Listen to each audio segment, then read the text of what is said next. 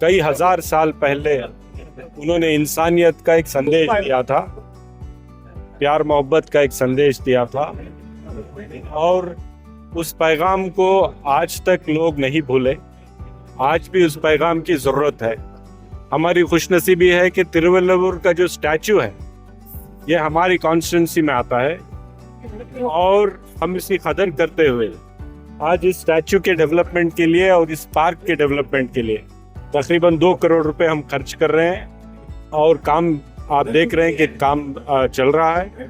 अगले 2 महीने में ये काम पूरा हो जाएगा, और तिरुवल्लुवर सेंट तिरुवल्लुवर की जो शख्सियत है उनको जो इज्जत बख्शनी चाहिए, उसके लिए एक छोटा सा हमारी तरफ से एक छोटी सी खिदमत है। ये तमिल, कन्नड़ा, हिंदी, उर्दू ऐसा कुछ नहीं है, पूरा हिंदुस्तान का पोएट है ये। जो भी लिखा है पूरा इंसानियत को लिखा है।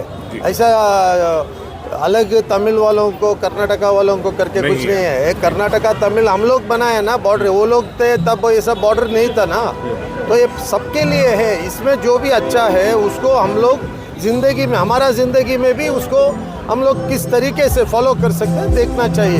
ये अच्छा ही बोला है और पूरा सब इंसानियत को बोला है। हम अच्छे इंसान बनने का कोशिश करना चाहिए। ओके।